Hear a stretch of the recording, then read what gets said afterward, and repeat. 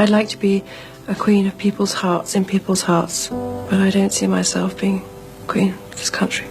Il est apparu qu'il y avait eu des révélations sur la mort de la princesse Diana qui n'étaient ni anticipées ni anticipées. Les autorités lancent actuellement une enquête sur cette allégation, tandis que de nouvelles allégations choquantes sont apparues, selon lesquelles elle aurait en fait été tuée par le gouvernement du Royaume-Uni. Ces allégations ont suscité beaucoup d'inquiétudes. Un accident de voiture a également coûté la vie à Dodi Fayed, la personne avec qui Diana, princesse de Galles, entretenait une relation amoureuse. Il a été déterminé que c'était lui qui était décédé. Cette situation malheureuse a entraîné le décès de la princesse de Galles à la suite de la tragédie. Une terrible découverte par la famille royale, il y a seulement quelques minutes, résonne encore dans les couloirs du palais, ce qui a complètement étonné tout le monde. En même temps qu'ils choisissent leur propre voie, certains membres de la famille royale rejettent ouvertement les conventions et manifestent une angoisse évidente à travers leurs actions. En raison de l'instabilité, de nombreuses histoires sombres qui avaient été enfouies pendant très longtemps ont été ramenées à la surface. Ces histoires étaient restées longtemps cachées. Parmi ces récits figurent ceux qui concernent la princesse Diana, dont la vie tragique et la mort mystérieuse continuent de jouer un rôle important dans le récit de la famille royale. À la suite d'une divulgation aussi rapide et énergique, quelles autres histoires restées cachées pendant une période assez longue ont le potentiel d'être connues du grand public ? Si vous nous connectez, nous travaillerons ensemble pour découvrir les réalités qu'ils ont gardées cachées pendant si longtemps. Un combat que Diana a rencontré en matière d'amour et de loyauté. Ces dernières années, la famille royale britannique a fait l'objet d'un certain nombre d'ouvrages intéressants qui ont mis en lumière certains défis persistants qui se déroulent derrière les portes du palais. L'une de ces pièces s'intitule « Une lutte que Diana a rencontrée en matière d'amour et de loyauté ». Dans l'un de ses essais, l'auteur évoque les défis auxquels Diana a été confrontée en termes d'amour et de fidélité. Quelques membres de la famille royale semblent insatisfaits de leur mode de vie et commencent à poursuivre leurs propres intérêts. Ces personnes commencent à poursuivre leur propre passe-temps. Tout cela a mis en lumière un fait insoupçonné révélé au cours des dernières décennies. C'est un individu qui entretenait auparavant des relations importantes avec la famille royale qui a divulgué cette information au public. Les conversations sur la mort tragique et prématurée de la princesse Diana sont une conséquence directe des événements survenus. La réémergence d'une vieille lettre écrite par la princesse Diana qui semblait faire allusion à un secret qui mettrait en péril les fondements fondamentaux de la monarchie survient à un moment où la lettre a été retrouvée. Cela arrive à un moment où les tensions montent.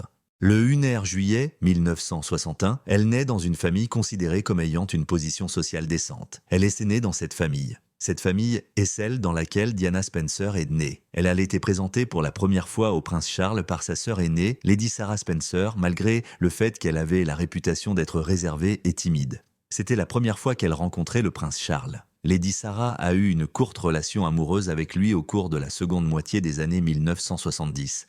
Cependant, cela a pris fin lorsqu'elle a annoncé publiquement qu'elle ne l'épouserait pas, quelle que soit sa position dans la famille royale. Cela a mis fin à la relation.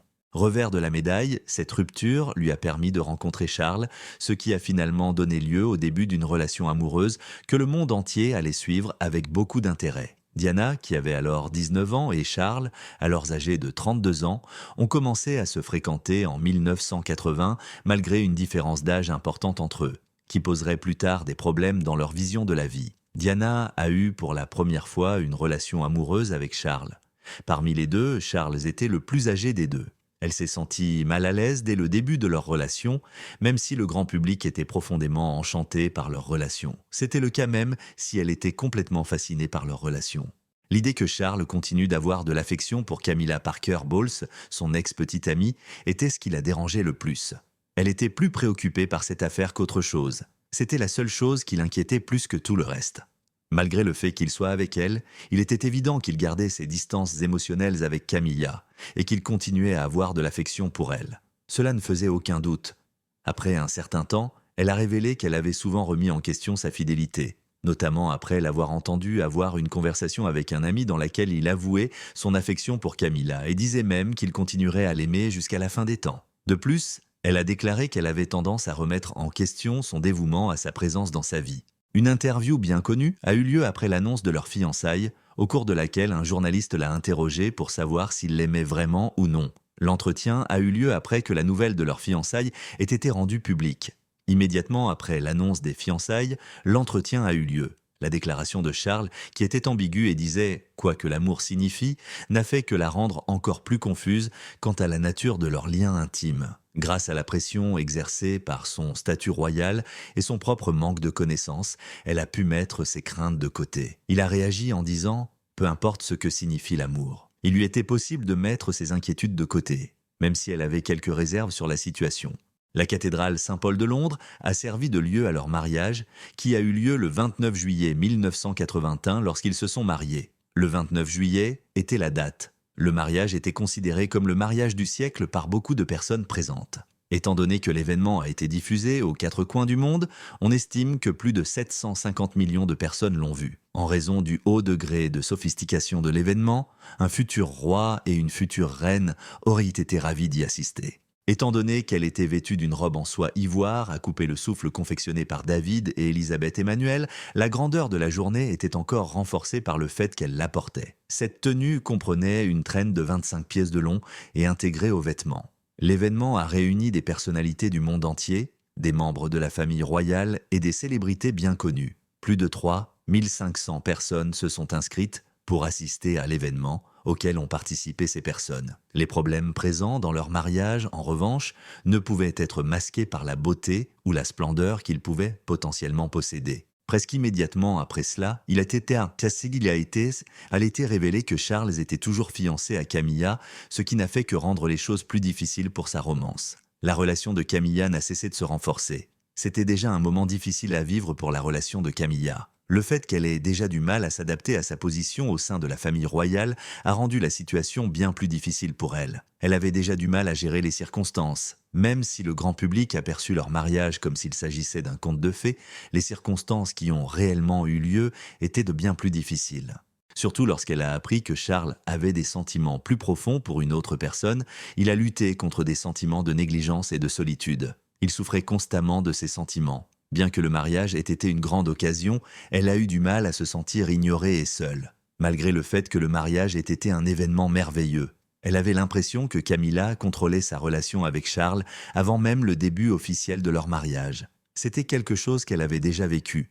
Jusqu'au début de leur mariage, cette image resta dans leur imagination. Il n'a jamais cessé de croire que Camilla était plus importante qu'elle, ce qui n'a fait que rendre les choses plus difficiles pour eux pendant toute la durée de leur mariage. Camilla a toujours été plus essentielle qu'elle.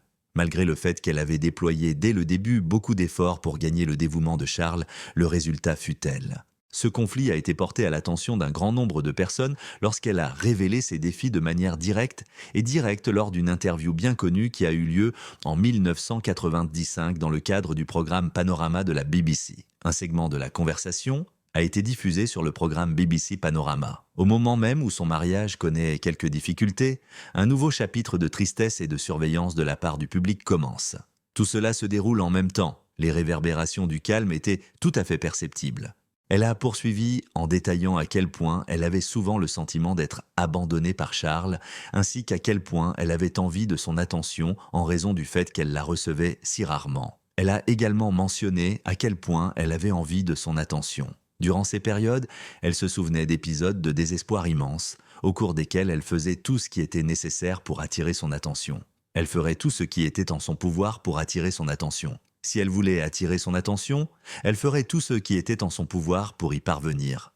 C'est durant les 9 mois où elle attendait leur premier enfant, le prince William, qu'elle a vécu une période particulièrement difficile. Le moment en question était alors qu'elle était enceinte de 9 mois. Elle a tenté d'atténuer le tourment mental qu'elle éprouvait en se précipitant dans les escaliers de Sandringham dans l'espoir que Charles lui montrerait une certaine sympathie. Elle l'a fait dans l'espoir qu'il lui apporterait un certain soulagement. C'était une cause d'une immense déception pour elle qu'il semble prêter peu d'attention à ses cris à l'aide, malgré le fait que tout se passait. Le fait qu'elle ait procédé de cette manière était une manifestation de son sentiment de solitude dans le contexte de leur mariage et c'était un appel à l'attention. Le but de ses actions était d'attirer l'attention de son conjoint. L'événement, en revanche, a fourni la preuve des profonds défis mentaux dont elle souffrait à l'époque. « Je suis soulagée d'annoncer que le bébé n'a subi aucune blessure. » Elle a déclaré qu'elle éprouvait des sentiments de solitude et de trahison alors qu'elle tentait de faire face aux responsabilités liées à sa position dans la famille royale. En même temps, elle était consciente que la relation de Charles avec Camilla restait forte. Parce qu'elle essayait de faire face à ses sentiments avec Camilla, elle était plus anxieuse du fait qu'elle le faisait. Tout au long de leur mariage, Charles et Camilla ont éprouvé une anxiété considérable en raison du fait que Charles entretenait une liaison avec Camilla. C'est lors de la même interview qu'elle fit la fameuse déclaration selon laquelle leur mariage était composé de 3 personnes différentes. Lorsqu'elle a fait cette déclaration, elle faisait référence à l'intense angoisse qu'elle avait ressentie après avoir réalisé que le cœur de Charles était rempli de 2 personnes différentes. Malgré le fait que leur mariage continuait à se détériorer, elle persistait dans ses tentatives pour améliorer les choses.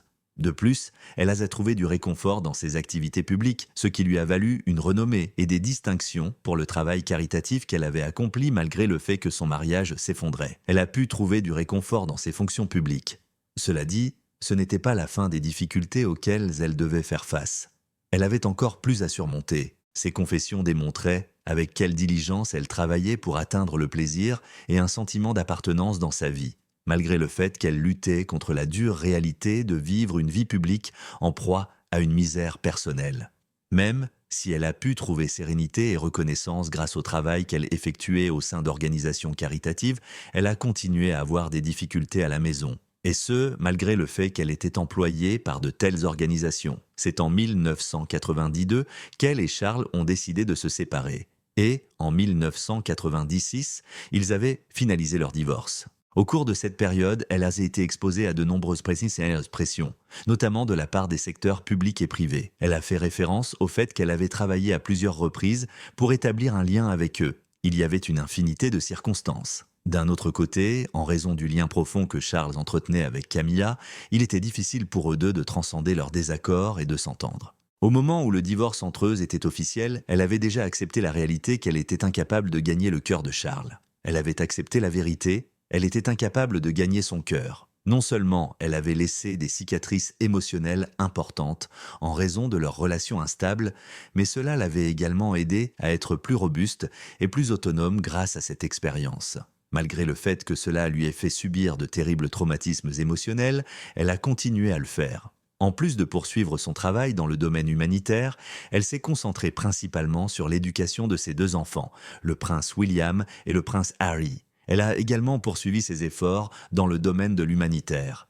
Grâce à ses fonctions, elle a pu acquérir un sens du but dans les années qui ont suivi, ce qui lui a finalement valu d'être reconnue comme la princesse du peuple dans le monde entier. Alors que les médias continuèrent de concentrer leur attention sur l'horrible tragédie qui s'était produite ce soir-là, la situation s'est transformée en un aspect potentiellement dangereux. À l'époque, elle et Dodi résidaient à l'hôtel Ritz à Paris, qui appartenait au père de Dodi, également propriétaire des lieux. Le père de Dodi vivait alors à Paris. Les paparazzi les suivaient partout où ils allaient, alors quand ils eurent fini d'y passer la soirée, ils s'efforcèrent de partir furtivement dans l'espoir d'éviter de se faire surprendre. Ils n'ont jamais cessé de les suivre, peu importe où ils allaient. Leurs 2 décès ont été provoqués par un accident de voiture catastrophique, conséquence directe de leur désir d'isolement. La nouvelle de leur mort a plongé le monde entier dans un état de choc suite à cet événement effroyable. Malgré le fait qu'ils étaient impatients de prendre des photos, un certain nombre de photographes se sont rassemblés devant l'hôtel pour prendre des photos.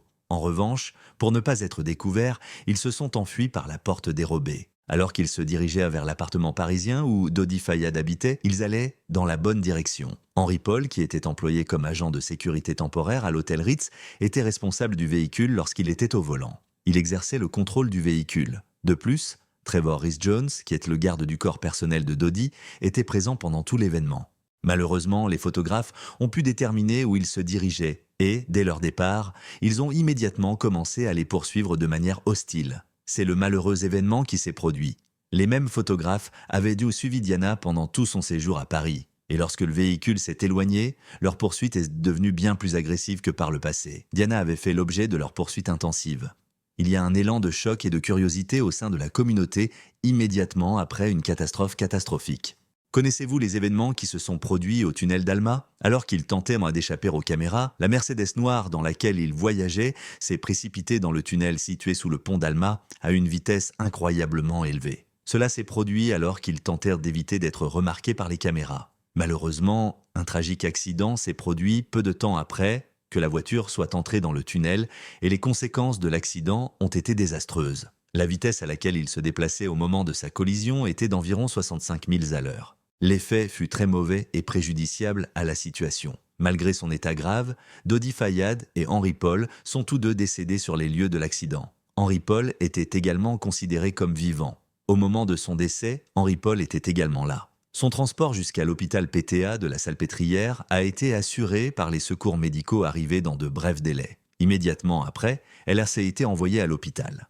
Ce n'est que quelques heures plus tard qu'elle est décédée, malgré le fait que le voyage avait duré environ 2 heures et malgré les nombreuses tentatives qui ont été faites pour guérir médicalement son état de santé. Trevor Rhys-Jones, le garde du corps, a pu préserver sa vie malgré le fait qu'il avait subi de terribles blessures et qu'il aurait un long chemin à parcourir pour se rétablir. Il a pu lui sauver la vie. D'un autre côté, ce n'était même pas la partie la plus choquante de l'histoire racontée. Lorsque les résultats préliminaires de l'étude ont été rendus accessibles au grand public, ils ont immédiatement suscité l'inquiétude de la population en général. Il a été constaté qu'Henri Paul avait consommé de l'alcool et les autorités françaises ont constaté que son taux d'alcoolémie était 3 fois supérieur à la limite autorisée. C'était une découverte importante. Étant donné qu'Henri Paul avait consommé de l'alcool, telle était la situation. À la fin de l'enquête, il a été déterminé que c'était l'aspect le plus important qui avait contribué à l'accident. Il a été déterminé qu'aucun des passagers, à l'exception de Rhys-Jones, ne portait sa ceinture de sécurité,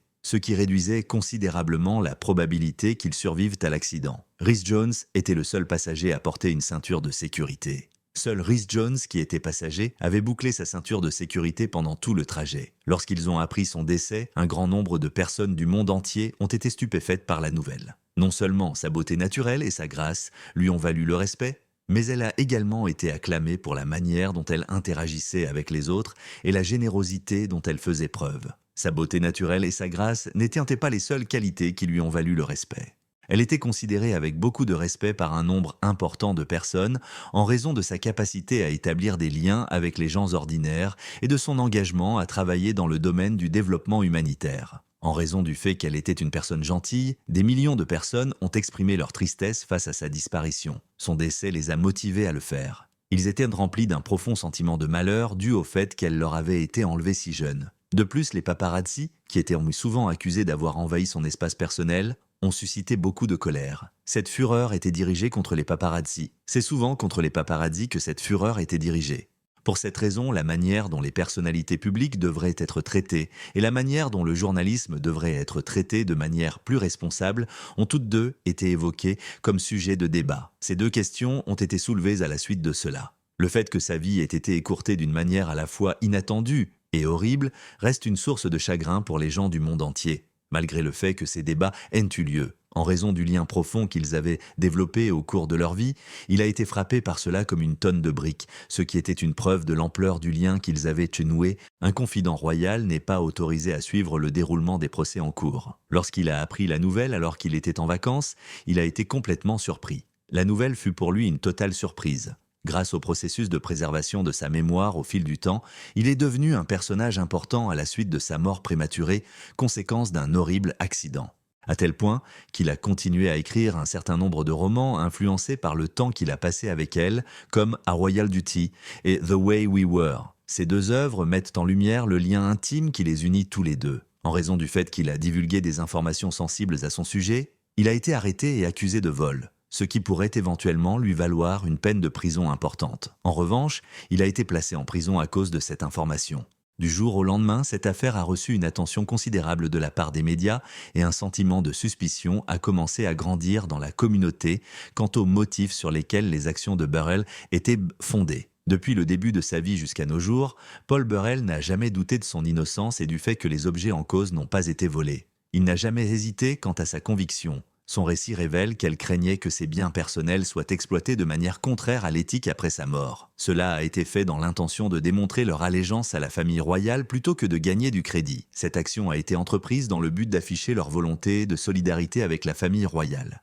Il est important de noter que l'histoire n'a pas abouti à ce moment-là. En outre, une enquête plus approfondie a été menée pour évaluer la manière dont les questions concernant les fonctionnaires royaux ont été traitées. Cette étude a inclus les améliorations de la législation survenues dans les instances ultérieures. Bien que cet événement ait eu lieu, la participation de Burrell à son récit ne s'est pas arrêtée à ce moment-là. Même après qu'il ait été déterminé qu'elle n'était pas responsable des plaintes déposées contre elle, Burrell est resté loyal et a continué d'attirer l'attention en partageant de plus amples informations sur sa vie et sa mort. Malgré cela, les affirmations de Burrell ont amené d'autres personnes à douter de la pertinence ou non de l'enquête sur laquelle ils enquêtaient. Cependant, malgré ces affirmations et malgré le fait qu'une enquête menée en 2008 ait conclu qu'elle est décédée à cause des erreurs commises par son chauffeur et par les paparazzis qui les poursuivaient, nombreux sont ceux qui croient que la mort de la princesse bien-aimée pourrait être plus qu'un simple accident. Malgré cela, on se souviendra d'elle pour l'immense compassion qu'elle avait et les efforts incessants qu'elle a déployés